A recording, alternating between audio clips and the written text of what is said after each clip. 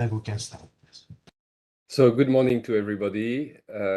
Several of you have seen me already. I'm Julien Guerrier, the director of the Common Policy Center for Horizon Europe. And I'm very happy to welcome you today for this EU Missions Information Day. We will have 2 full days dedicated to EU missions, and this is not only a way to get information on the new upcoming calls that have been opened last week, but also an opportunity to obtain practical information about the mission implementation, mobilize you, and engage citizens and end users to support the missions. It is already the third time that we are having an information day on missions, because it is the third year that we are having actions being launched to support missions in Horizon Europe. There are a few new developments since we last had our information day last year.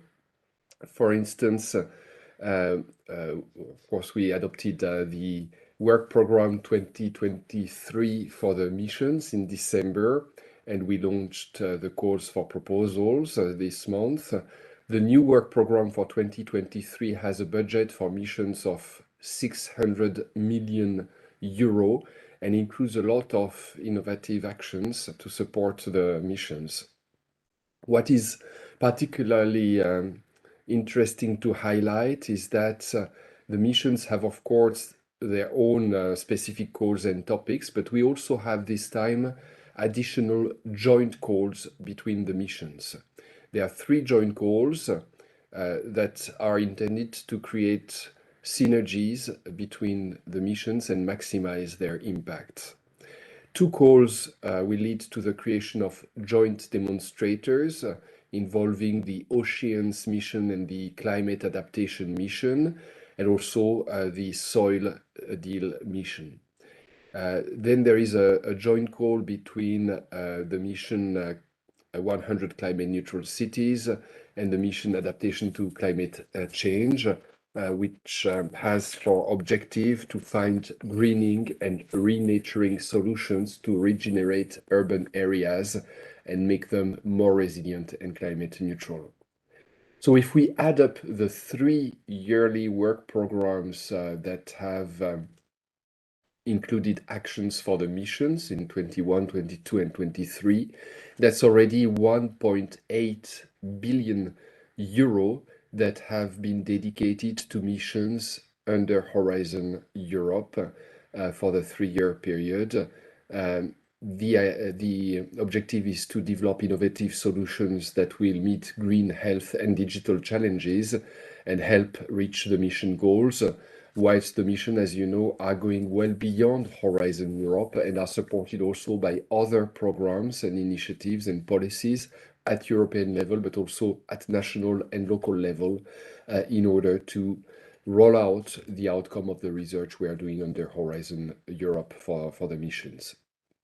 Now, let me give you a few pieces of information on the event today and tomorrow. We will start today with sessions on the climate adaptation mission first, then the cities mission, and after lunch you will have a dedicated session on the cancer mission. Tomorrow we will look at the 2 other thematic missions, ocean and waters first, and then the soil deal for Europe. Missions have been launched in 21. That's about a year, a bit more than a year and a half ago. That's still very recent, but when we look at the level of take-up at national and local administrative levels, the governance systems that have been put in place locally, the citizens' engagement around missions, I think we can be very satisfied and proud of the achievements already reached, and that we are on the right track to roll out the missions and reach our objectives for 2030. That's a novel instrument, probably the most exciting and innovative one under Horizon Europe, and its achievement already is to have aligned policy objectives and policy instruments across sectors, across levels of government from the local to the European level. With EU missions, what we want to do is use research to deliver tangible impacts for citizens, for stakeholders, and that's why they've been so much involved in the design of the mission, in the identification of their scope, their objectives, their actions, and now they're very much mobilized for their implementation, but also they will be involved in their monitoring and evaluation to ensure that citizens and stakeholders are at the heart of the whole cycle for the delivery of the missions. So I very much hope that these 2 days will be informative, useful for you, that we will help you come up with consortia, with projects, proposals for these exciting endeavors, and that you will be able to contribute with your own means to the success of the missions for the benefit of Europe, for the benefit of our citizens. Thanks to all of you, and enjoy the event.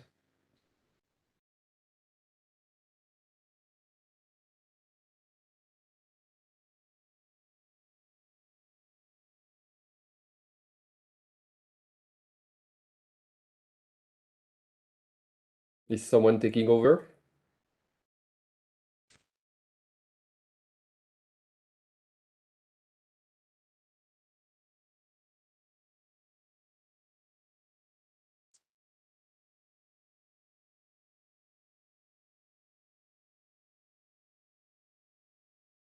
I think it's Philippe who takes over now.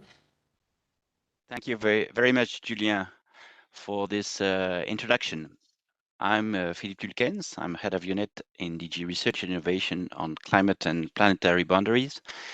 And I'm also the deputy mission manager for the mission on adaptation to climate change. Science, including the latest report from the Intergovernmental Panel on Climate Change, couldn't be clearer. Climate change is an existential threat to us and to our planet. The summer of 2022 was exceptional in many ways. It has been the hottest summer on record in Europe. The continent was by the worst drought in 500 years, and we experienced the most extensive forest fires on record. Sadly, we have to keep in mind that this exceptional summer will just be a normal summer for the future. This is why climate action is of paramount importance. We are in a critical decade to avoid the worst impact of climate change. While we have to drastically and quickly reduce greenhouse gas emissions, we also need to strengthen and accelerate our adaptation actions. The EU mission on adaptation to climate change has been set up within the EU strategy on adaptation to climate change to address this challenge and speed up transformative actions with those motivated to do so.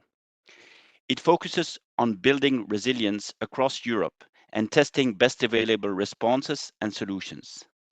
The research community and the innovators will be key in that endeavor. We need research and innovation to make sure that climate and adaptation actions are grounded in the latest knowledge. Today, we will present you 3 topics of the 2023 call for the mission on adaptation to climate change, as well as 2 joint topics, one with the mission on climate neutral and smart cities, and one with the soil and ocean missions respectively. Overall, 138 million euros are available to support these mission-related projects. The calls presented today are currently open and will all close on the 20th of September 2023, so you have ample time to prepare the proposals, except for the joint call with the cities mission, which will close earlier on the 27th of April 2023. Let's start now with a few practical points for this session. We will first update you on the status of the EU mission on adaptation to climate change itself. And I wish to start by reminding all the stakeholders and the participants to this info session that for those who are used to apply to the calls in Horizon Europe, it is important to remind that mission topics are different from standard calls in Horizon Europe, and that's why they are separate. They complement each other, but the nature of the expected activities are different, more applied. And the set of participants involved is also wider, as the goal with these projects is to bring change, as Julien said in the introduction, to bring change on the ground and not only lead to the progress in knowledge and publication. We will first present the 3 topics of the work program 2023 that are specific to the EU mission on adaptation to climate change. This will be followed by a question and answer session on these 3 topics. We will take as many questions as possible.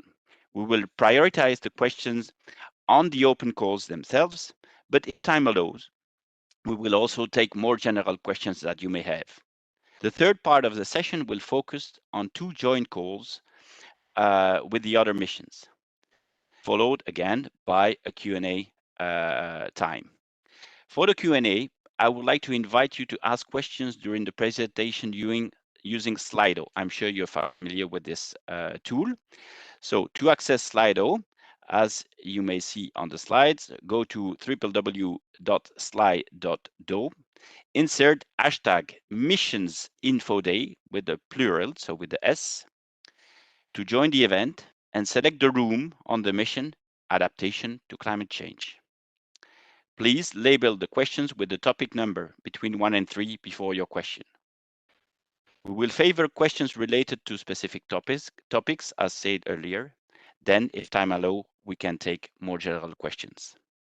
After the session, if your question has not been answered, please redirect it to the Research Inquiry Service. We will reply to you in writing, and those replies will be then made public on the portal. You can also check the frequently asked questions page on our website and contact your national contact points to receive more information on the call you're interested to participate. Next slide, please. To recall, very quickly on the mission. So the mission has 3 main objectives. First, for all, to prepare Europe for climate disruptions. This is to provide better understanding on the climate risks that are faced across Europe through data, information, inform the regions and the local entities on the challenge that they have to face. The second objective is to go further and faster with around 150 communities, and it will be more than that, communities and regions, to design a vision, innovation pathways to increase their resilience by 2030. And with also fewer actors, we'll go even further by implementing 75 demonstrators on climate resilience amongst the members and the participants to the mission. These figures are approximative, of course, because we have actually an overwhelming rate of subscription. There's a lot of interest in the regions and local entities for the mission, and this is very encouraging. So we hope that you are well aware of the mission's objective. If you wish to know how the mission unfolds, please look at the website of the mission. There's a lot of information there in the mission implementation plan and on the activities that have been conducted so far, including the reports by the members of the mission board. The first one on the concept itself and how it is different and goes further than normal research and innovation activities under Horizon Europe. Next slide, please.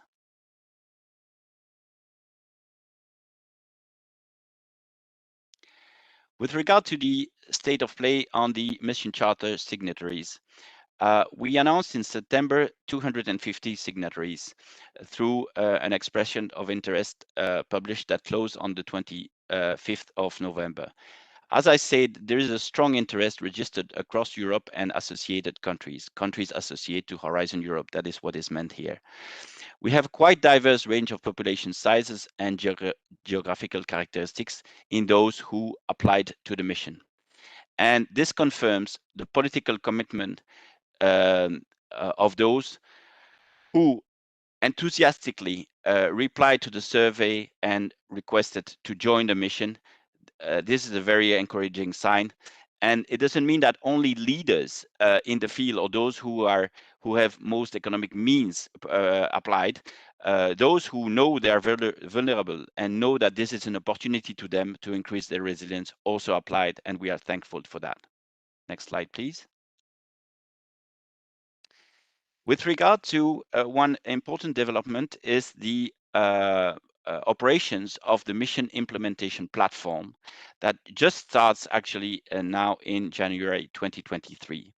There's a lot of text on this slide. Please bear with us. But the mission platform is really important to deploy the activities of the mission and connect all the different work streams, and those are numerous.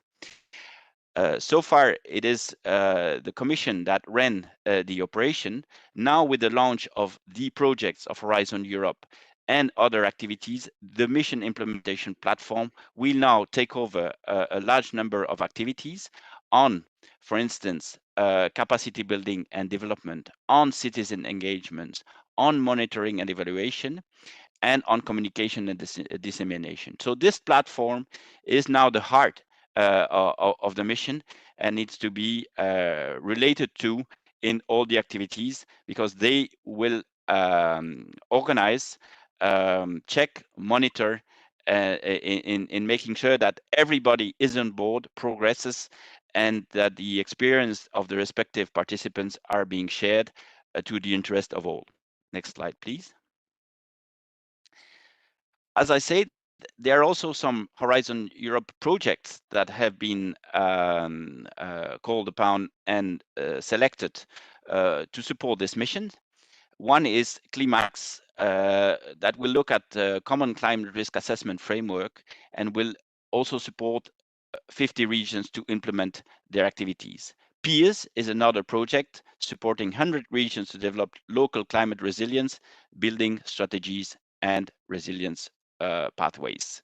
Resist and R4C are two large-scale demonstration projects leading to the implementation of demonstrators, of course, will take place also in the regions.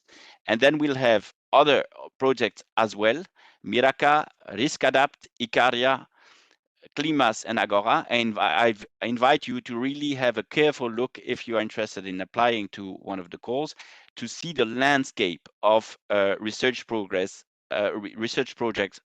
operating at the moment. Those for the mission, but also beyond the mission, because in the other projects from Horizon, also a lot of knowledge can be derived from existing projects, and this need to be factored in the preparation of your proposal. Next slide. The mission open calls. And I'm happy to pass the floor now to Irene Bonvisuto, my colleague from the Secretariat of the mission. Thank you, Irene. Thank you, Philippe. And let's start here indeed with the presentation of the open calls. As usual, as a disclaimer, here is an overview of the calls. Today, we will try to give you some details on each of those. But as usual, what really counts is the legal text as it's been adopted and has been presented. For sake of time, clearly, we will focus here on key important elements, underlining the importance of what the mission project will be looking at. But again, make reference to the legal text for whatever is the full requirement and the full explanation of those goals. So starting from the overview, Philippe already mentioned the deadline, generally speaking, for the calls that we have open for this year is in September. So there is quite some time to prepare the projects. However, in particular for the joint demonstration with the cities mission, the deadline is much earlier than that. So we are highlighting here that actually in this case, quite quite fast action is needed to put together a good proposal towards that topic. We are also here giving an indication of the budget, which is allocated to each of the calls. So as said before, we are seeing an overall more than 130 million dedicated to Work Program 23, so quite substantial amount of money. And another important element here, we are showing a color coding just to indicate the area which are addressed by each of those topics and how they map towards the areas identified for climate adaptation building in the mission implementation plan. The mission implementation plan is a public document which is available on the mission website. In there, we have identified, thanks to the work of a mission board that worked with us before, also what are the areas where intervention is needed to build climate resilience in region and in the local at the local scale. And each of those key systems here has been mapped towards one specific topic that we had opening this year. And this is very important to show that actually we're trying to work on all the front in parallel to really make sure that each region is served based on what is the most relevant and most critical aspects in that particular region. As said, we will go now one by one, and we really take the time to zoom and also take your questions and the question from the audience on potentially each of those topics, starting from the ones which are really depending, really related to our mission, and going later on to the ones related to the joint topic. But first of all, or let's say an overarching principle that I will continue to stress topic by topic, but it's really important to know, is each of the topic we're opening this year is an innovation action. So the year is really focused on demonstration. And in the spirit of the mission, we are trying to make sure that regions and communities are working together to address common challenges. And for that reason, every topic is asking a minimum number of regions and communities to work together in those demonstrations to actually carry out demonstration in more than one place in Europe. So normally we have at least 3 regions and communities that need to be located in at least 3 member states or associated countries where the demonstration needs to take place. I already want to underline here that we are not exclusively talking about the regions and the local communities that are charter signatories. Philippe already mentioned the charter being an important element of the mission. However, the charter not being a binding instrument, here the regions and the communities are not necessarily, legally speaking, limited to those who have signed and have expressed an interest to sign the charter. However, we need to admit that this is a relevant community when you're looking for regions and partners that can be potential partner in a consortium. They are obviously a community that have expressed a strong need to work on adaptation. So clearly, those are regions and community that intend to work towards improving their climate resilience. So they might have some leading interest to participate in the consortium. But as I said, it's not such a legal requirement. So, another important element that we have in every other demonstration is indeed the need to include in the consortium in different form depending on the call, but to include an element of replication of the best experience of the lessons learned in regions and community that are interested in the same topic or that do face the same vulnerability or climate vulnerability. And that is again in the spirit of the mission to help facilitate the exchange of best knowledges across Europe. I also want to stress another element that you will see recurring in all the topics, which is the portfolio approach, where we are asking projects to let's say, proposals to identify the biogeographical areas which are focus of the solutions they propose, and that will allow during the selection and the award procedure to actually identify projects which are balanced across Europe. So actually that the different biogeographical areas of Europe will be properly covered or sufficiently covered, and that will permit to implement the portfolio approach that the mission has tried to put forward. And finally, as a note, we will be giving seal of excellence, will be awarded to those projects that do pass the selection, do pass the evaluation threshold, but for for which unlikely we will not have enough Horizon Europe budget to support them. So this is something we already tried in Work Program 2022 for the demonstration project, and it's something that we will continue to do as a way to facilitate financing from other sources of financing. Now, said that there are the overarching principles, let's go one by one, as I said, and take some time to really zoom into what each topic is addressing. So let's start from topic codified as Clima 0101. So this is the first topic we are opening for Work Program 23. The topic addressed test and demonstration of solutions for increasing climate resilience in the agriculture and or the forestry sector. So it's one of the key systems identified as important for becoming more climate resilient. The overall budget dedicated to this topic is 30 million. We do expect to finance 3 projects for a size between 8 and 10 million euro per project. So those are, I repeat, innovation actions that we expect to finance, where we expect the TRL to come by the end of the project to at least 6.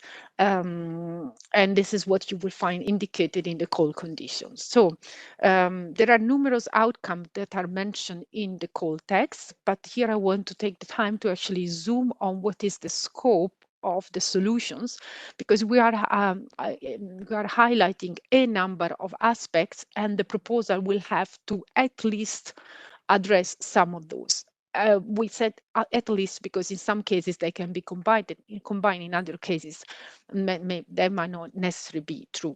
So first of all, here you see some of the first aspects that could be or addressed in the topic. It's about, as I said, improving the resilience of the agriculture and the forestry sector.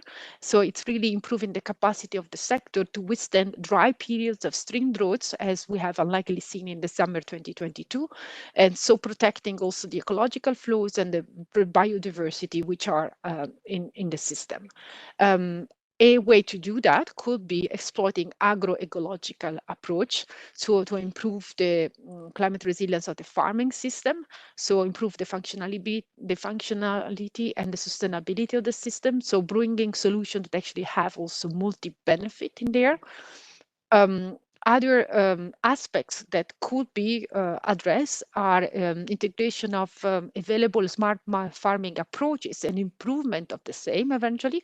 And here actually we're making reference to available smart farming approaches, because as I tried to mention before, the intent here is to demonstrate solution is not about creating new approaches, and therefore the topic is expected to build on available knowledge already existing, potentially through cluster other projects or from other projects from other programs. So again, this is about integration of available approaches and demonstrating those possibly to improve the climate resilience, or including the use of technology or digital technology such as artificial intelligence or Internet of Things.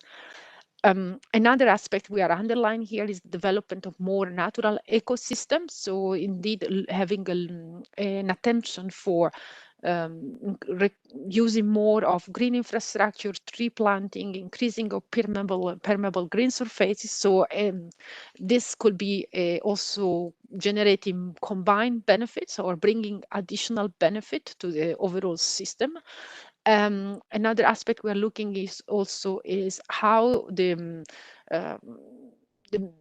existing natural system can be restored or maintained, and in that way, how the value of maintaining such a natural system can actually help to increase the again the climate resilience of the locally relevant place, and in a way to also preserve what is the rich spectrum of solutions, or rich spectrum of more natural solutions versus maybe more anthropogenic solution. And in this case, we have seen, I mean, we're making reference to the fact that we've seen in many cases where the environment has been too or heavily made anthropogenic, we might see that recurring back to natural solutions is maybe the best approach to become more climate resilient. So what is important here, as I said, we have a number of identified approaches, what is important is that the proposal is actually about developing and testing. So it's indeed about testing, not the creation of those. It's building on previous knowledge and testing at least one of those innovative solutions. Nature-based solutions should be explored as a priority and should really be at the heart of the approach. As I said, it's important to build on previous relevant knowledge, and for that reason also we stress some of the previous mission project, but clearly this topic goes beyond what is in the mission topic itself. It really can build on projects from other clusters, in particular cluster 6 or LIFE project. It's important to actually also make links, for instance, indeed with the soil mission in some context. I mean, that could also be a source of previous knowledge. And as it's true for all the project we are present, or the topic we are presenting, is important that the project will make reference and links with the mission implementation platform, which has been quickly mentioned before. So the mission implementation platform is now starting operation and is indeed an obligation of the project to make provision, such as collaboration with the platform could be taking place in the course of the project. So these are really the key elements that I would like to stress for this topic. And with that, I think maybe just let's move to the next topic and see what are the different elements there. So topic codified as 0102 addresses testing and demonstration of solution to protect the critical infrastructure. And again, here it's about mainstreaming nature-based solutions. It's so very much in line with the adaptation strategies, really putting nature-based solution at the very heart of the solution of the approaches we are considering. The overall budget for this topic is 35 million. We are expecting to finance 3 projects. Again, innovation action is what we're looking at. Those projects should have a scale between 8 and 11 million euro, or could have a scale between 8 and 11 million euro. And you will see that we expect the TRL by the end of the project to reach level 6-8. An important mention here, as we are talking here infrastructure, the cost of the infrastructure as such is not supposed to be the core of the investment, or at least the core of what the project will finance from the EU funding side. And we're actually putting a limitation that no more than 20% of the total eligible cost will be related to the infrastructure cost, because we do expect the co-investment or the investment on the infrastructure to actually be taken by other partners, in particular the ones that will keep the project in operation after the end of the project. So indeed, the focus is infrastructure, but the big part of the cost will have to be related to the demonstration cost and to the fact that actually this is about developing, demonstrating the solutions which will eventually remain in operation after the project. So the scope here we are underlining is, again, as I said, is very much focused on nature-based solution that should increase the resilience, very much in line with the adaptation strategy, putting those at the very core. So no regret options should be looked at as a priority, or better, let's say, as a priority, nature-based solutions should be looked at. And those solutions should be looked at as addressing the local identified vulnerabilities. So it's important that the project builds on addressing those that have been considered before as the vulnerability, the climate vulnerabilities in the place. So it's about solutions that actually do not only build the infrastructure, but also help eventually to upgrade, regenerate, or revitalize previous existing infrastructure through their building, or actually also through the managing of those. As I said, we are really looking through greening, bluing, or at worst, or a second solution, hybrid infrastructure, but it's very much putting nature-based solution at the very center. And this could have the inclusion of digital and space solutions that actually are also to be part of the development. And for that reason, you will see that in the call conditions, we are saying that if satellite data is used, that should be Copernicus data. So there is a condition there as well. We are making some example of what we mean by critical infrastructure, referring to the energy and the transport infrastructure, but clearly the topic is not limited to those. What is important is to consider also the interlinkages between what happens in case of climate impacts and how the different cascading effect could actually be affecting the the operation of those infrastructure. So it's really about implementing real life actions, and therefore that reason the cost of the infrastructure, as I said, is limited here because it's expected to have co-financed by other partners, and it's also a requirement of the topic that all relevant stakeholders are part of the consortium. Another important element, the topic make reference to the fact that there are recent guidelines for climate proving of the infrastructure. So it's indeed important that development is well connected to that. And it also makes reference to a previous topic that was in Work Program 2021, which addressed the modeling at of the asset level. And before we heard that there are three projects just starting now in response to that call. Now, as those projects are just starting now, clearly this demonstration is not necessarily building on the knowledge developed by those, but is an important reference to know that those are anyhow developing parallel, so some links are expected to take place.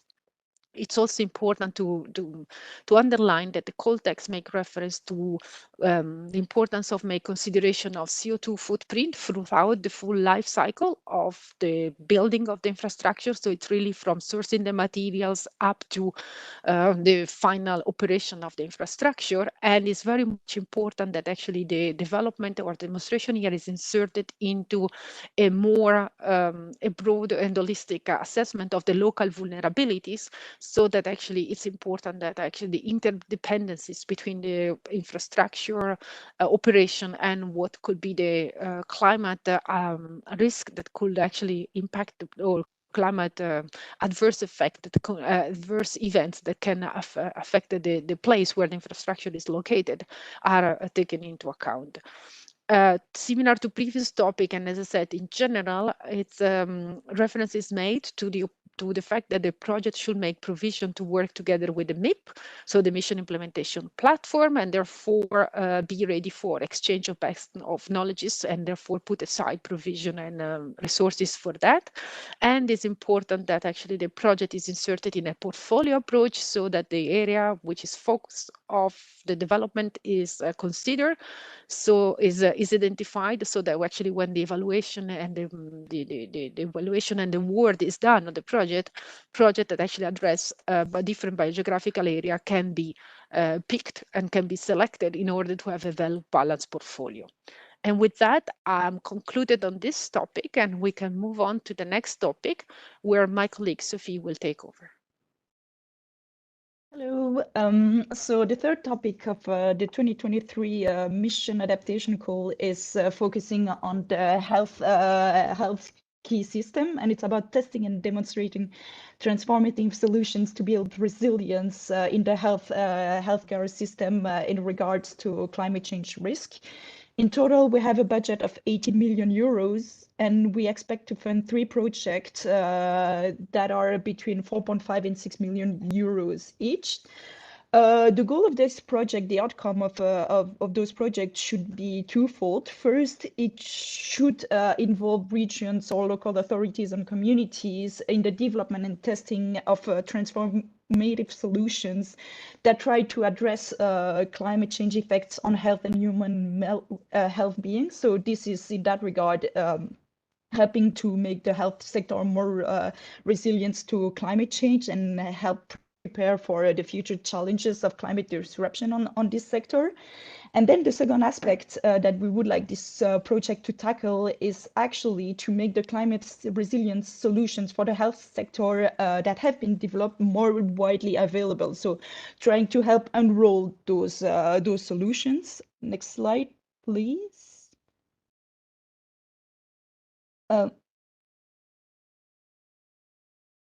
Okay. So in terms of scopes for those for this topic, we expect those projects to contribute to 2 scopes, which are one, improved prevention and policy making in the healthcare system, and second, it's improved preparedness of the healthcare system itself. And we would like those projects to contribute to a few of the bullet points listed here for each. So when it comes to prevention and policy making, We would like those projects to improve the insight in the short-term and long-term health effects of climate-related stressors, be it infectious or non-communicable diseases. And those insights should be made available to the regions and local authorities participating in the project. As a reminder, and as for the 3 other projects, we expect 4 regions, communities, or local authorities from 3 different member states to be participating in that, as well as having 3 replicating regions. And also to make the link to the policymaking, we would like those projects to link really those insights and improve knowledge to the European Climate and Health Observatory hosted on Climate Adapt. Another way to contribute to the prevention and policy making would be to strengthen the tools for surveillance, modeling, and forecasting of epidemics, and strengthening those tools which are user-friendly and comprehensive. A third way would be to develop better forecast or early warning or early response system and decision-making models for health climate impact, and that would enable us to monitor better both the impact of climate change but also the effectiveness of solutions. And then the last way to contribute to prevention and policy making would be to develop assessments of the adaptation measures and monitor the effectiveness of the solution. So it's very much about seeing how making the healthcare system is happening on the ground. Next slide, please. So for the second aspect of the scope, which is also very important, it's about improving preparedness of the healthcare system itself. And so for that one, we would like the development of innovative solution, be it technological, but also nature-based solution to really reduce the impact of climate change on human health. So that would really strengthen the resilience of this sector. And that should include heat and cold waves, but also floodings. That should be among those stressors. Another aspect or another way to contribute to that is also to prepare for training curricula for the medical staff, but also healthcare professionals across Europe, and really try to propose those curricula with the partner regions to train pilot group of professionals. Then the third way would be to develop innovative and fit for purpose early warning and response system, or improving what's already existing. And finally, the last one would be to provide feedback and sharing best practice from the pilot developed within the project, and share that with the Health Emergency Preparedness and Response Authority. And so with that, I think I can give the floor back to Philippe. Thank you very much, Sophie, and thank you, Irene, for the presentation of these 3 topics. Now we will move to the question and answer time. Take your time to go on Slido. You see the slide if you're not yet connected. And I will take just this few seconds to remind you that the proposals that will be submitted will be evaluated by experts. It's not the European Commission that evaluates. It's thanks to the executive agency CINEA, who organize the evaluation and then manage the projects. The other important information to remind you of is that the official document is the text published in the call.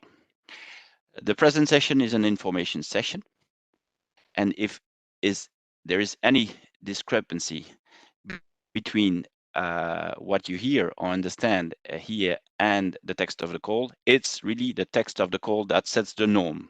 If you have any question, you can contact the Research Inquiry Service, of course, for any additional information that you may need. I see that some questions appear and have been voted on, and let's take them as they appear.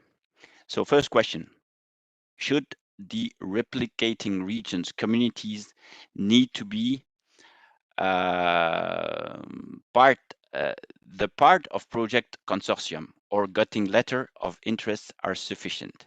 So this is a general question. This topic it related to is not specified, but I'm sure that my colleague Irene Bonvisuto will know which topic or remember which topic this concerns more specifically. Irene, do you reply to this question?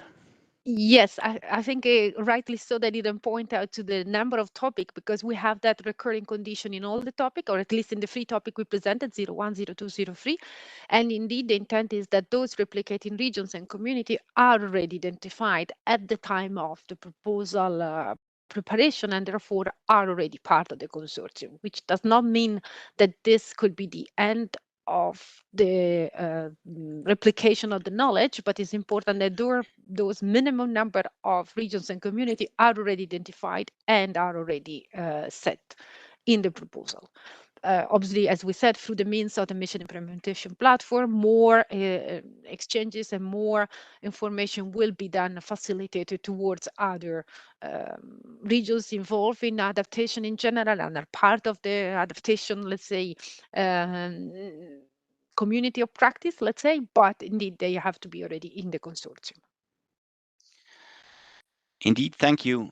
This question was much voted on also because it's kind of a novelty that local entities or regions, public administration, would participate in a consortium in Horizon Europe. And yes, this is a possibility, and I hope it is welcomed by those who are interested and wish to implement. Transformative change needs to happen with the actors who decide on the ground, so it makes full sense to bring them on board and that they are eligible also for funding. With regard to another question that is of general nature, it concerns the mission implementation platform. Who is in charge? Who are the partners? When will it be live? And how can one join? Irene, would you take this question as well? Okay, so let's start. The mission implementation platform has been set up through the means of a public procurement, which was an action in the award program 2021. Finally, the public procurement award procedure is concluded. Information should be now available on the TED, which is this website where all the information about the public procurement is made public. So the public procurement has been awarded to a consortium led by Ricardo. This mission implementation platform is just now starting operation. Their website, or the website, is not yet up and running, but will be very, very soon, in a matter of now weeks or a few months. So by the time the project will be operational, for sure, the mission implementation platform will be active. So there is not a point about joining the platform itself, because the platform, as I said, is a consortium that been selected to run the big part of the operation of the mission, but it's rather a question of having the project consortium, or the project here, the replying to the calls, working with the platform, and the project are required to put provision on a side to actually to foresee means in terms of resources and means of cooperation with the platform, which will be the leading partner in facilitating those exchanges with the community of practice. Thank you, Irene. Next question concerning all calls as well. For the portfolio approach, is it mandatory to choose only one biogeographical region? Can the proposal focus on more biogeographical regions? In that case, how do you rank?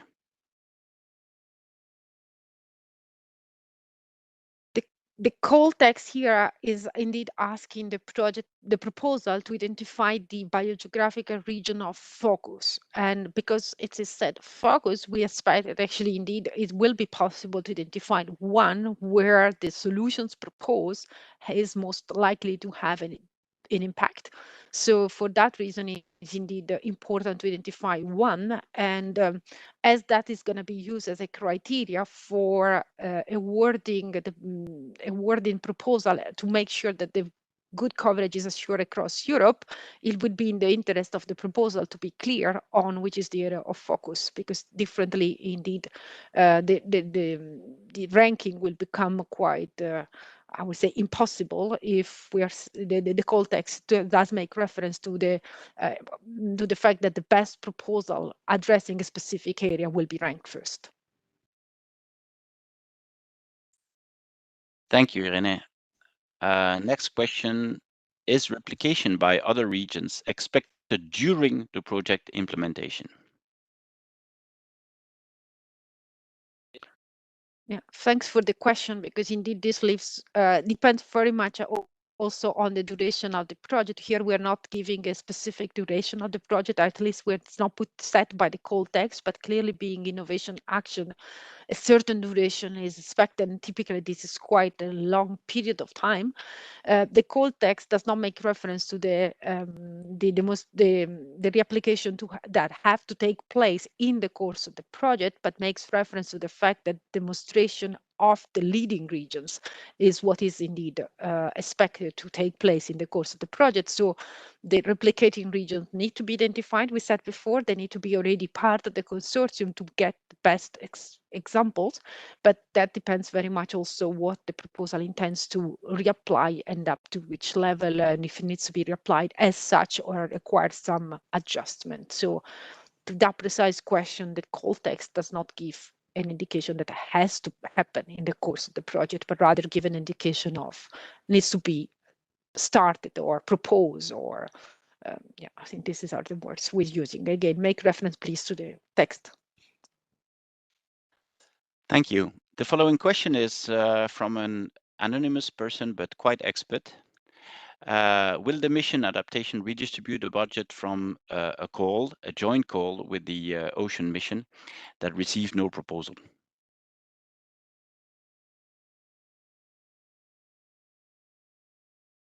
Yes, you need to know, I mean, as normally we do an exercise every year, which is called budget optimization, because precisely we have a certain budget dedicated to each work program, but then through the calls, actually, we do actually see how the different project proposals selected do map up and sum up to the overall budget that was available, and there are always some adjustment to take because there is some budget left here and there.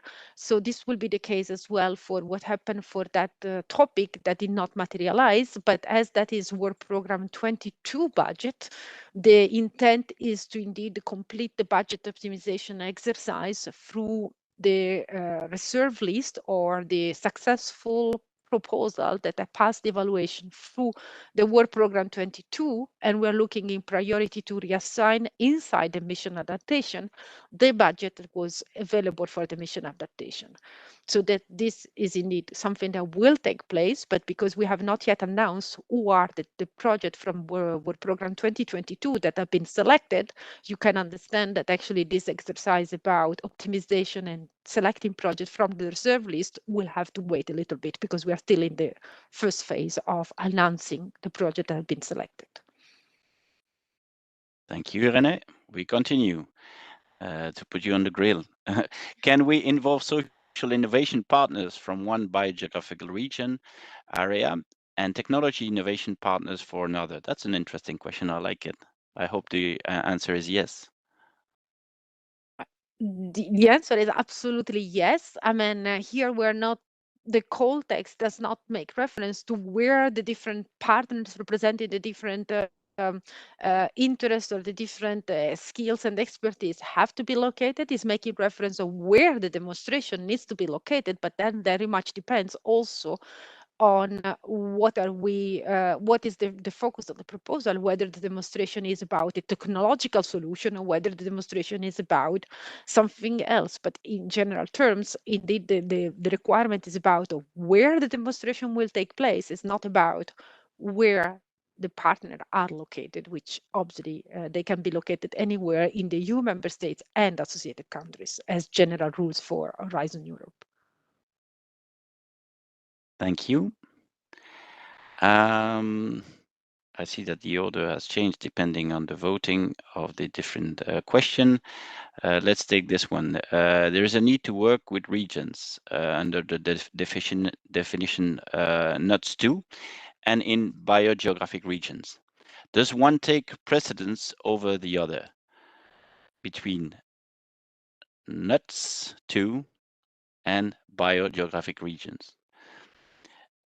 If we are not sure of the answer, we can, of course, keep it for a written reply that we will provide through the portal. I suggest to do this for this one, as we don't have an immediate reply. Unless, Sophie, you have an answer? Thank you. No, but I can already clarify one thing, which is about the fact that by regions, local authorities or community, we don't necessarily mean NUTS 2. It can be NUTS 2, but it can be also NUTS 1, NUTS 3, or even more of a local level. That's an important element. Nevertheless, we'll keep this question for written reply, please, because these aspects are quite specific and need to be put in writing to make sure that we don't confuse any participant. Irene, you wish to add something? Yes, I just want to make reference to a footnote that we have put in the call text, where biogeographical regions, we do mean those defined by the EEA. And indeed, this isn't just to give a sense of what's the focus of the proposal. But indeed, where the demonstration takes place is, as Sophie said, could be anything from region, local authorities, or relevant size where the demonstration will take place.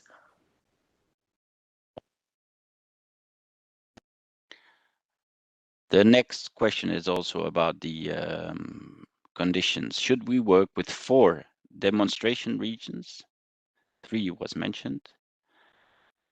I don't know where 3 was mentioned, if you mean orally or so. Maybe we can check this. And 3 replicating regions. Can the demonstrations also act as replicates for each other? Irene, would you have an answer to this one? I'll try to make some clarity. So, as per normal condition of Horizon Europe, we are asking that indeed at least 3 member states and or associated countries are part of the consortium. And in particular, we are asking that indeed there are 4 demonstration regions, but they are not necessary in 4 different member states and associated countries. But in there might be the trick thing is indeed is 4 demonstration being located in at least 3 member states and associated countries. So where the minimum requirement is 4 demonstrations, and indeed due to the Horizon Europe legal basis, we are putting those demonstrations in 3 different member states at least. Then when we're talking about replicating regions, indeed the number there is 3. So I think this is maybe the slightly difficult interpretation, but it's very clearly spelled out in the eligibility conditions, where indeed it does say that 4 different regions should be located in 3 different member states and associated countries. So this is really the point to make attention to. So you can have 2 regions in the same member states if you fulfill the other conditions. Thank you for this important clarification. Next question regarding all calls. Demonstrate in minimum 4 regions communities. Must we include 4 public bodies, for instance, municipalities, representing the regions for demonstration? Yes, I mean, we're not saying the 4 public bodies, but indeed the expectation is that the 4 local authorities, whether those are the ones to take the investment or participate partially in the investment. In that case, I'm thinking, for instance, to the infrastructure topic, where we do say that the cost of the infrastructure is not fully reimbursed by the project proposal or by the Horizon Europe.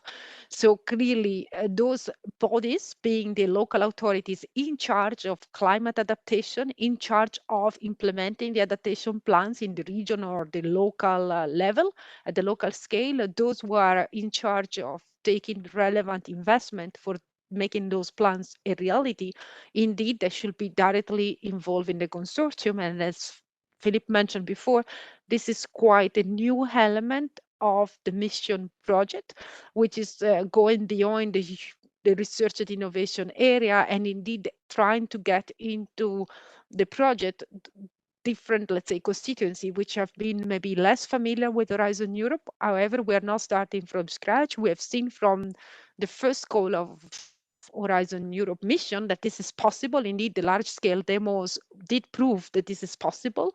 So that's the expectation. We do expect that those local authorities, wherever they are at the most relevant scale for carrying out the demonstration, are directly involved in the consortium. Thank you, Irene. I will give a kind advice is that when you prepare a proposal, if you have any doubt on the scope, the eligibility, whether you meet all the conditions, send a very specific question to the Research Inquiry Service. You will receive a written answer that will have some validity. Now, take the next question by Giovanna Bono. Can one assume that those entities who have signed the charter will be leading the missions, or can anybody lead? I think this assumption would be a bit strong. Anybody can lead. Irene, is this correct? Absolutely. We're here working with Horizon Europe legal basis. So every entity who has a legal entity and as a PIC will be in the position to lead indeed the consortium that will put forward the proposal. And actually, again, as I tried to make reference before, based on previous experience, it's rarely that the local authorities, the regional authority are the most experienced in actually putting together a big project proposal as we are here asking for those innovation action.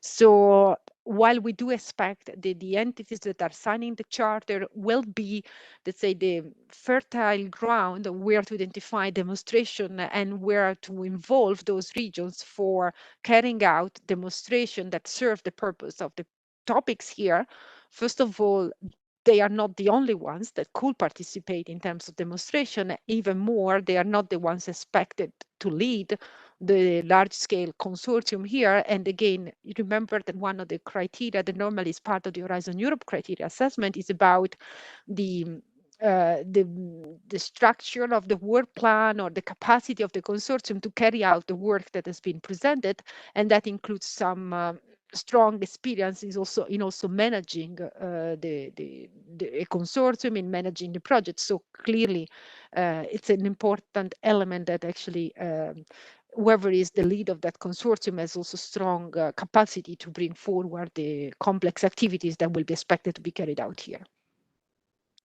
Thank you, Irene. With regard to the next question that is specific to topic 1, but this actually a frequently asked question, it asks whether while the call text asks to address at least some of the following aspects, what it would mean that the more more aspects covered would increase the evaluation. The answer is no. As I said before, the proposals are evaluated by experts, and it's not the number of aspects that are the most important element, but the quality of the proposal in terms of quality of the knowledge, ideas, proposal, operational aspects, whether they are sound, all the criteria that are set forth in the call text itself. So this would be an oversimplification, interpreting that the number of aspects would be a key element. Is that correct, Irene? Okay, then I can move on to the next question. Will the mission implementation platform only serve regions and communities who have signed the charter? Would it also serve applicants to the calls? Very good question, an important one, Irene. Now, let's be clear. The mission implementation platform, as we said, is the helping body to the mission, Secretariat in particular, but to the mission to actually carry out all the activities that the mission will continue to carry out in the coming years. So for that reason, the mission implementation platform is one of these key elements, as was set through the term of reference of the public procurement, will animate and facilitate exchanges of the community of practice where the different adaptation practitioners participate. And that means research providers, but also regions and let's say authorities that have a need for adaptation solutions or solutions provided in general.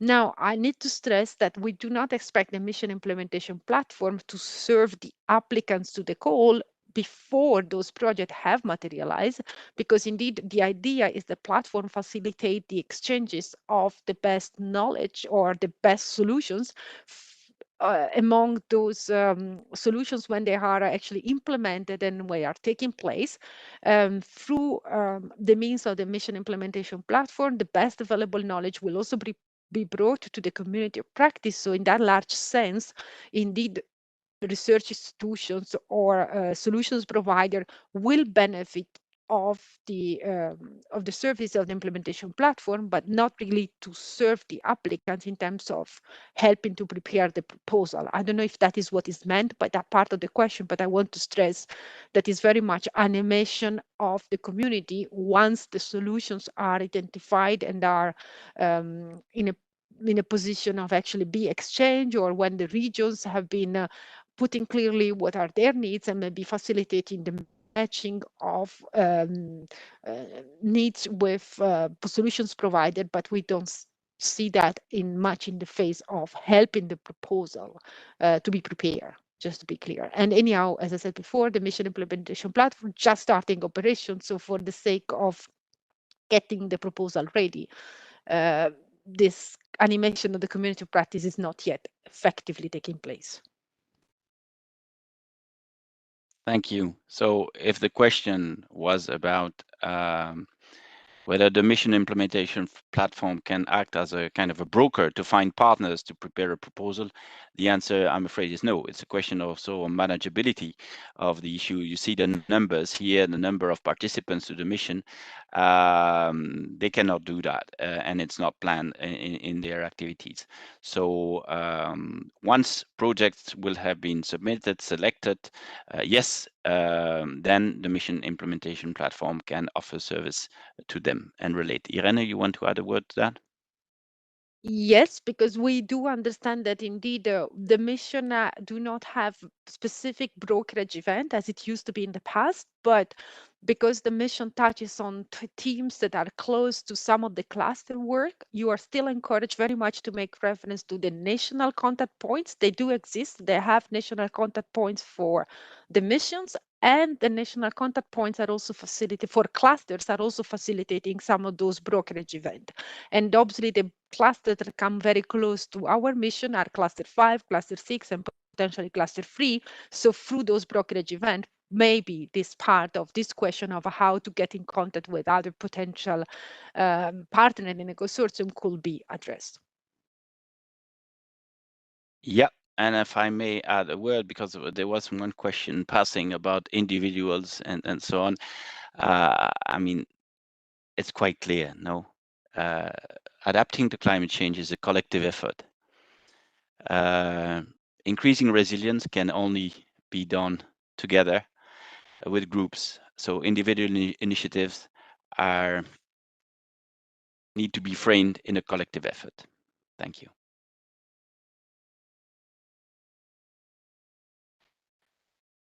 Good. We are even on time, so we can proceed with the next part of the presentation of the calls.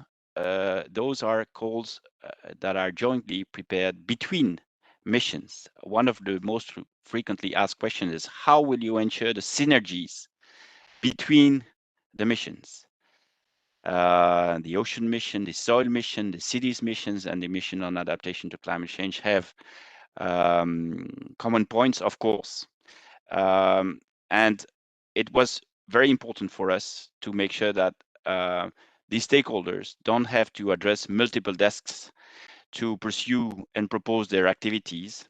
So therefore, one way to address synergies, but it's not the only way, is through the provision of joint calls between missions.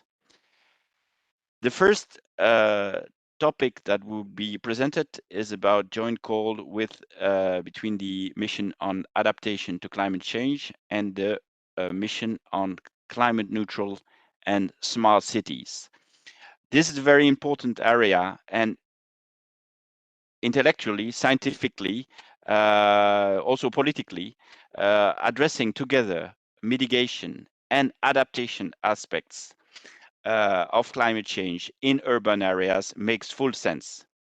And we really invite the participants to the cities missions to consider adaptation action, and the other way around.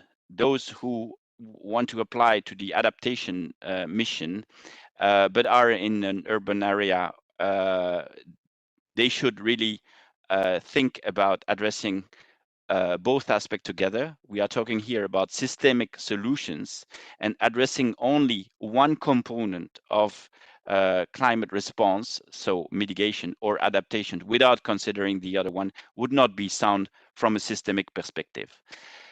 This said, I would like to give the floor to my colleague Christophe Sfragakis from DG Research Innovation in the unit co-managing the mission. Christophe, you have the floor to present your topic. Welcome.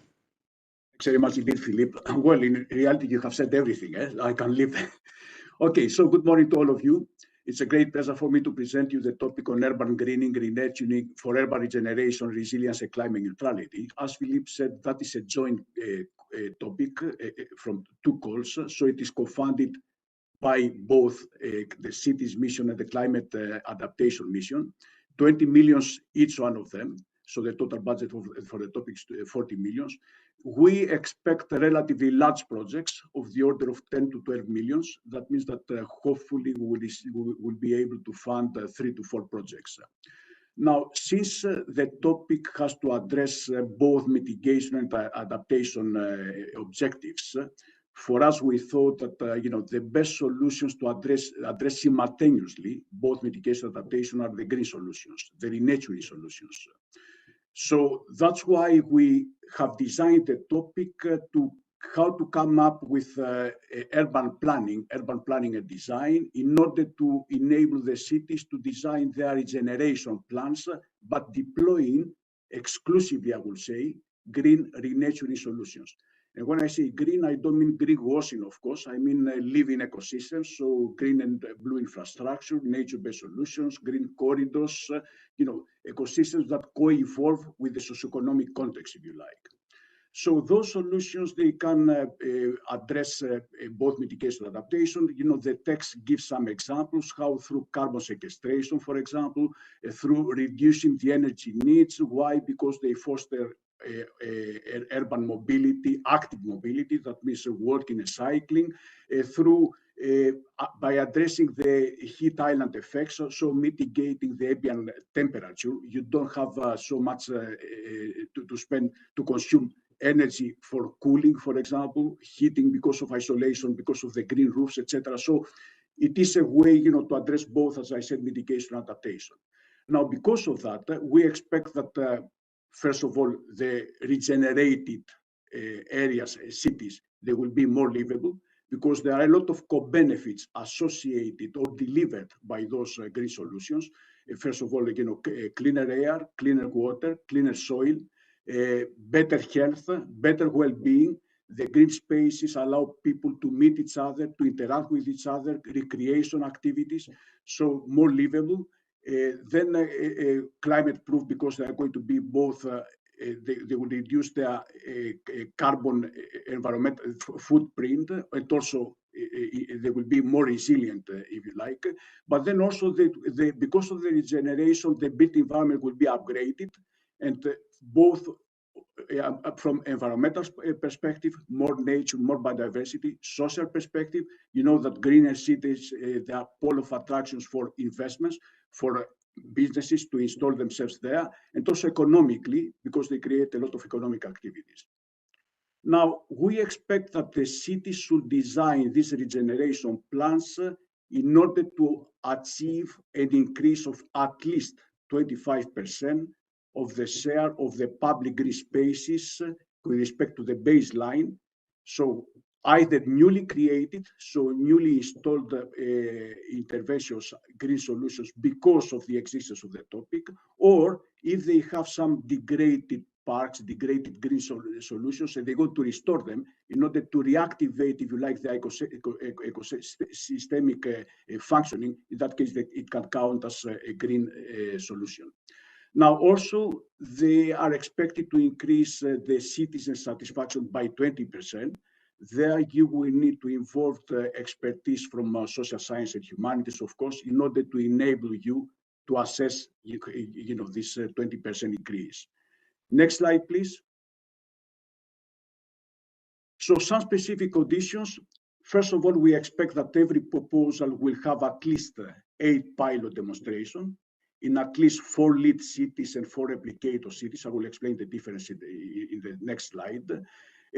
Now, those cities, they have to be situated, each one of them in a different member state and associated state. They have to mirror somehow the diversity in terms of geography, but the diversity in terms of climatological, environmental, socioeconomic conditions. And then because we don't want those cities to operate in a vacuum, but rather connected to the other cities or regions within the broader, if you like, mission context. That's why we expect them to have strong links with the platforms, the cities platform, the net zero cities platform for the cities mission, or the climate adaptation mission that Irene mentioned before. And through those platforms, you will be helped to connect with other cities or other regions within the broader mission perspective. Now, some indicative areas that could be addressed is social housing, deprived districts, abandoned areas, brownfields, or derelict industrial sites that probably they have stopped their economic activities, and they have to be repurposed, if you like, through the regeneration to serve the different objectives. Now, a very important thing is that in order to renature or to green, of course, the cities will have to make investments. Sometimes it's quite costly. Now, of course, you don't expect that Horizon Europe to serve as structural funds to give cities money in order to become greener. However, cities can claim part of their investment for installing those new solutions, but as long as this claim part does not represent more than 20% of the total eligible cost declared by the city within the proposal. Next slide, please. Now, what is the scope? We expect that in every city participating in the consortium to establish collaborative platforms, so platforms to facilitate co-creation process to design the regeneration plans, try to involve all the actors, the relevant actors, so urban authorities, regional authorities, citizens, stakeholders, research institutes, and whoever is needed, if you like. But in addition, because we want to make sure that the mitigation plans in the cities or the adaptation plans in the cities are coherent and compatible with the adaptation parts in the region. That's why in this co-creation consultation process, it is absolutely essential that the regional authorities that are competent to design the regional climate adaptation plans, they will have to be involved, the text says, continuously and seamlessly. And that's very, very important. Now, what is the difference between the lead cities and the replicators cities? All of them, they will have to come up at the end of the project with a regeneration plan. That's a deliverable for everybody. The difference is that the lead cities, they will have to start deploying the solutions that have been co-created, have been co-decided, if you like, during the co-creation process, during the life of the project. That is, again, almost an eligibility criterion. So we don't want this process to become just an intellectual exercise where people meet, they come up with, at the end of the day, they come up with a plan, and this plan lands in the drawers of the mayor or an administrator in the community, and then it's forgotten. We want actual implementation to take place during the project. Now, in addition to the processes, it's important also to develop whatever tools, technologies, ICT, models, techniques for visualization, techniques for elaborating scenarios, for assessing the cost effectiveness of the solution. So whatever is needed to make this planning as effective as possible, involving everybody. And I will stop there. I will be happy to reply to whatever questions you have with the help of Irene, of course. Thank you. Thank you very much, Christos. The question time will come after the presentation of the second joint topic by Irene Bonvisuto. This is, please, you have the floor.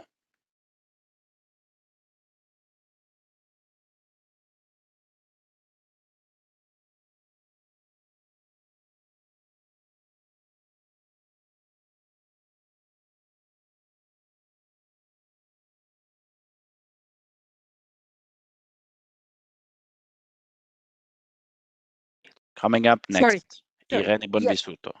Sorry. Yes, indeed, I will present the second joint topic, which is a joint effort between ourselves, the ocean, and the soil mission. For your information, as tomorrow there will be the info day dedicated to the ocean and the soil mission, one in the morning and one in the afternoon. The same topic, because it's a joint effort between the three missions, will also be presented tomorrow. So obviously the spin there would rather be from the colleagues of the relative mission. Opportunity to ask question is there tomorrow as well. But as Philip said, at the end of those two joint topics, we will continue to take questions, and Slido remains open for indeed for time. And obviously, you will also have opportunity to further ask question on the joint topics later on in the course of the info days when the other colleagues from the joint effort will be on stage. So this topic I'm presenting is per se an effort to put together indeed a joint demonstration, because we have identified the area of increasing the water retention at the regional scale as a great opportunity to work together between the three missions, as retaining better water in the landscape has multiple beneficial effects. Not, I mean, looking at the adaptation angle, for sure, that will help to improve the climate resilience, but is also helping soil to be more healthy, and is helping on retaining or improving the quality of fresh waters. And that's the reason why we have identified this space, as I said, as common space for the three missions to work together. I mean, here we are just making reference to the fact that indeed is really fitting multiple benefit. It touches on biodiversity, it touches on the climate aspects. It's really the expected outcome do touch on increasing the resilience of the climate, but it's also, as I mentioned, improving the healthy of the soil, improving the water aspects. So it's very much really a multi-benefit demonstration we are looking for. Is in particular related to increasing the landscape capacity to retain water, which will help from the climate, let's say, or from the adaptation perspective. That for sure it will help to face extreme events from one side, from drought side, but on the other side, let's say, heavy rains. So this is really very much also working at the regional scale, and here region is broadly defined. I mean, we had before some questions related to whether there is a not reference to that. Is absolutely not the case. Region here is broadly defined because it very much depends on the scale where the demonstration will have to take place. What is important is that all the relevant actors, being the local and the regional authorities in charge of the planning of the space, the farmer, the forestry, the landowners, the economic operators involved in that area are somehow involved in the demonstration. It is really working across different policy domain, but we found that as very interesting to really break the silence approach and really see that actually we really have a potential here there to really act on all the fronts, really finally helping to improve on the climate aspects. So what is really in the call text itself, once again, the call text is really what makes reference, what is really the reference there.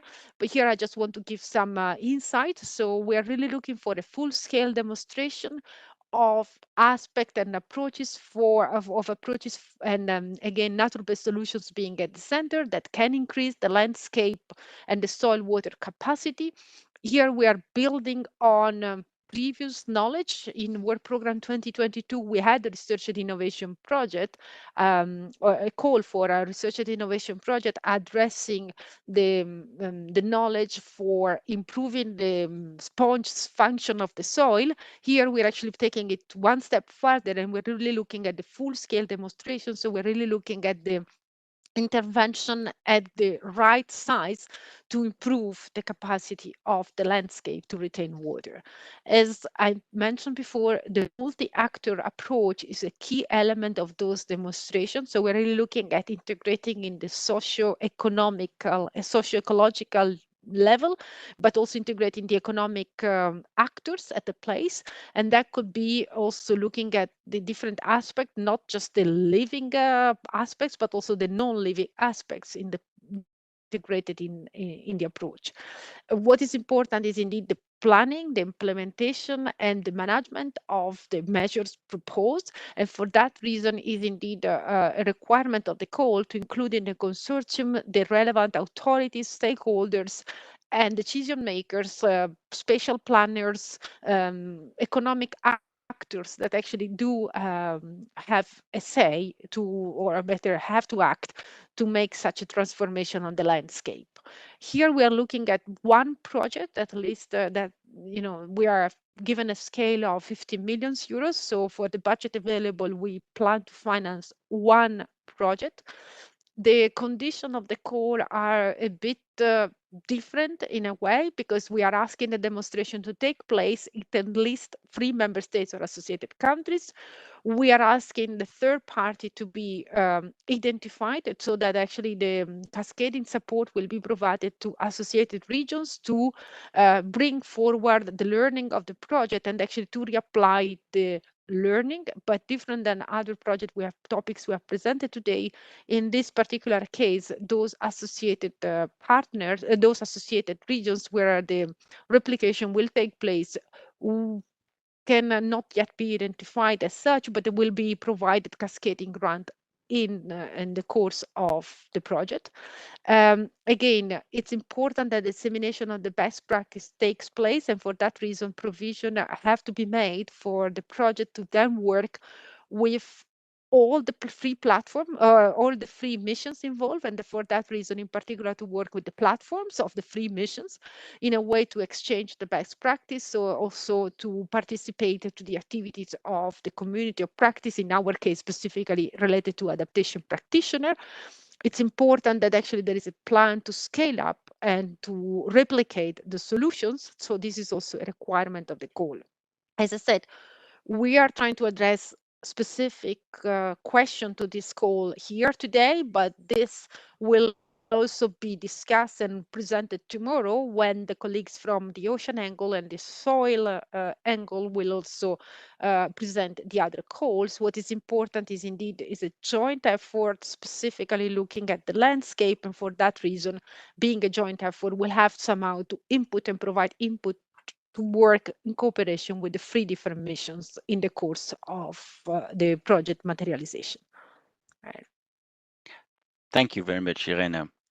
Now we'll move to the announced Q&A through Slido. Please fill in your question if you have some. And as before, if you still have questions after the session, you can always send them to the Research Enquiry Service. And as a general comment from what we heard in this session, you see that the nature of each call is quite different and is very specific to the call itself. Call between missions is a novelty within the novelty, which are the missions already. So I really invite you to read very carefully all the relevant parts from the call description, including the eligibility parts, but also the horizontal aspects that are in the official document, because those are really what matters. The slides here presented are quite dense, but nevertheless don't contain all the information that you need to prepare a proposal.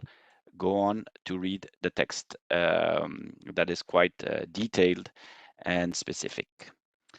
Going to the questions on the topic presented by Christos Fragakis, would greening measures such as the establishment of small parks, be considered as infrastructure and thus be limited to 20% of the total eligible cost?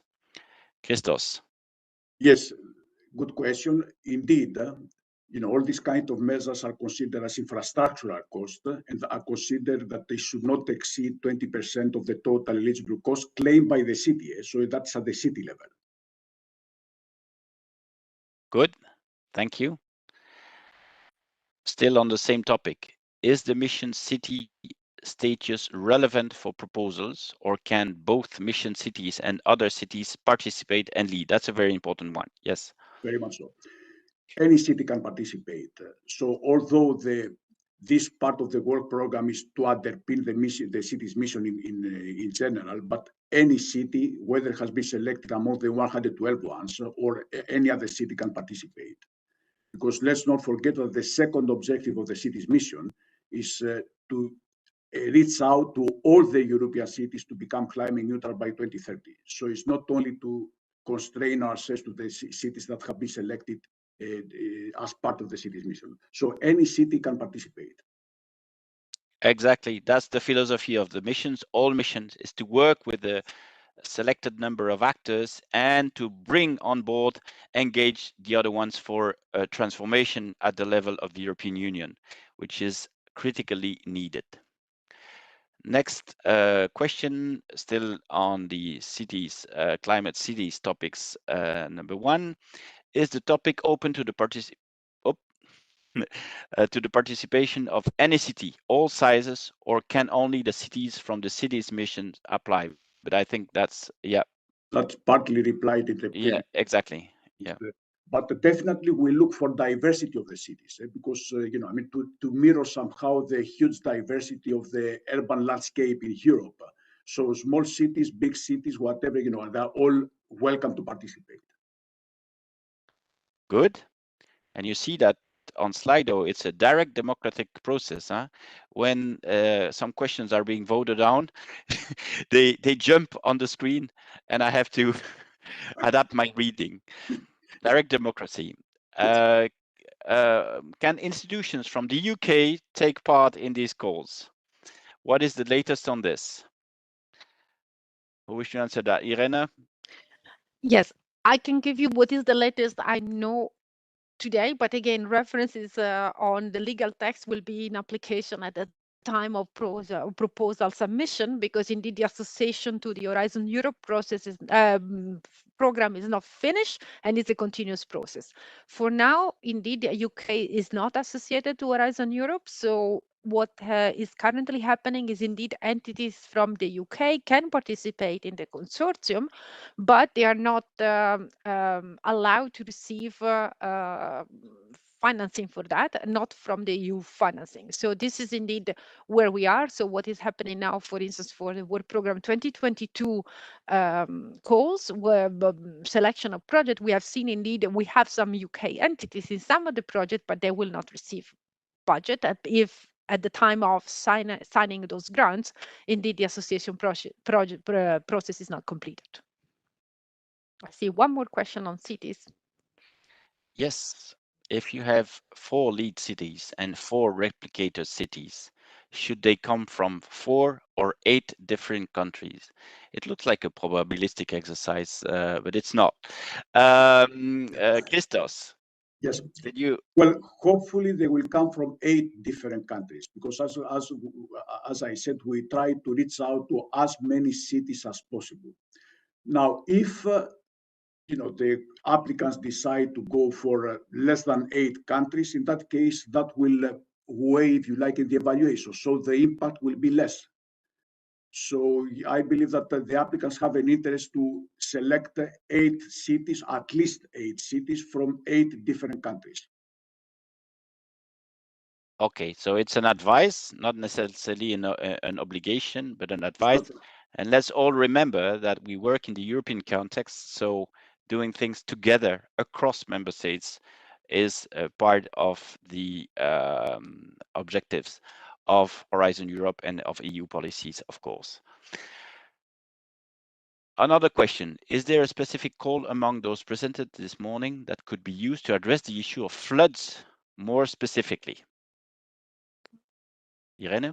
I think, flooding is one of the typical, let's say, climate risk we have seen. And indeed, what the mission intends to do is to address those risks in general terms. Now, I think for sure one of the call we presented, the one related to the infrastructure, can have an element there because it could be about how we make sure that, I mean, I guess I'm taking here floods in a quite a broad sense, but I think, in the call about infrastructure, we're really looking into how to climate protect the critical infrastructure, so potentially to make sure that in case of future floods, those critical infrastructure will be less subject to have disruption of services. And this is indeed a typical example that is mentioned there. Maybe the agriculture topic per se is less prone to really have that element, but here again, the joint call we are presented with Ocean and Soil, where we are talking about improving the landscape capacity to retain water, is also a possible solutions we see for being capable of coping with extreme rains, and in that case also to better manage water in the future. So those are for sure two topics that have a link to that.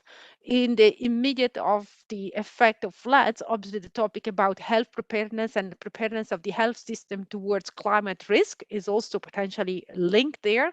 So I think, if the question rather relates to reconstruction after floods, is not very much in the remit of Horizon Europe topic, and anyhow the time of our topic and demonstration topic is typically much longer than reconstruction, but clearly here it's a question of building better, back better, and I think with the principle of the solutions we are trying to develop through the mission calls are indeed there to be used for potentially in the future building back better. Felipe, if I may, sorry, Irene, did you finish or I could go to? Yes. If I may add to that, I mean, particularly the floods in the city context, they call it these greening, renaturing solutions, the nature-based solutions, etc. Definitely they contribute to mitigate the flood risk.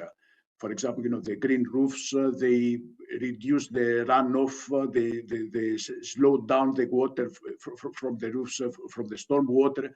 So definitely in the context of cities, the topic addresses also the mitigation of the floods.